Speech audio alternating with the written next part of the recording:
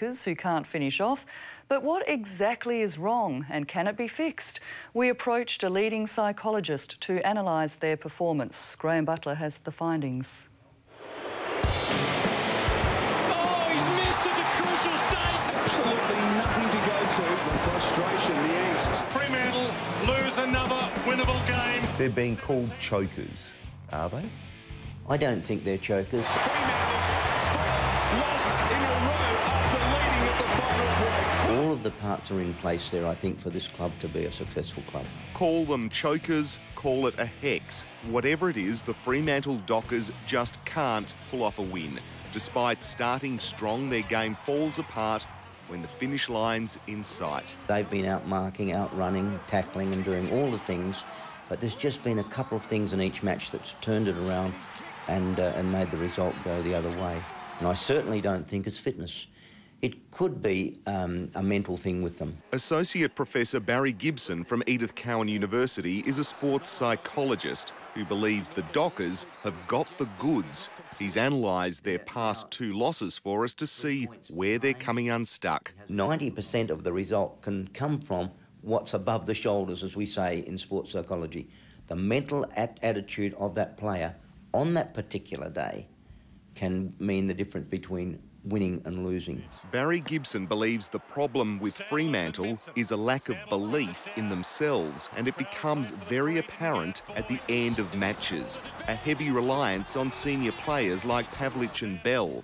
It puts undue pressure on younger players, like this passage in round 9 against Carlton. We see the ball kicked to Matthew Pavlich, who takes a mark. He's a little too far out, so he passes now to one of the younger players.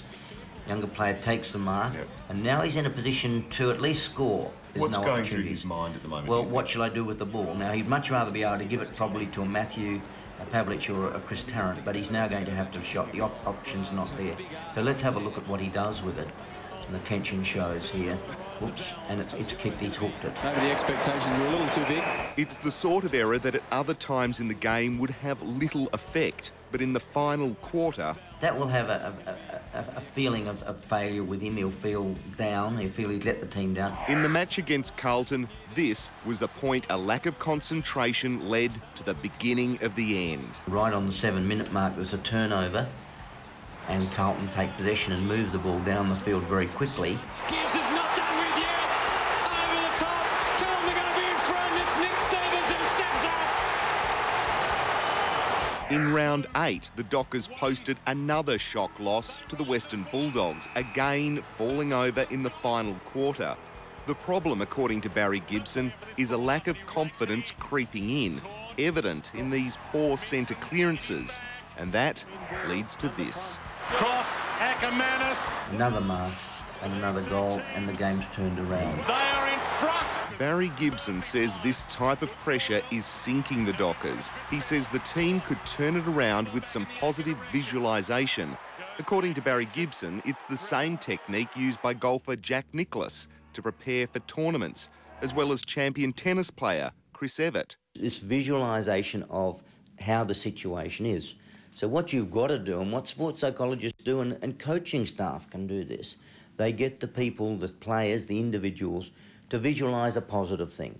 Visualise yourself tackling, running, kicking successfully. It's the same when you're lining up for goals. If you've got that negative feeling and you visualise yourself missing the goal, 9 times out of 10 you will. But is it too late for the Dockers to deliver?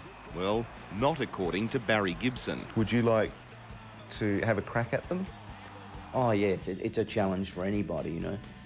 It's not. I wouldn't say I could turn it around overnight, but I certainly think that some of those players with a one-on-one, their attitude. I'm not saying their attitude's bad, but I'm saying you could turn their. I believe I could turn their confidence around.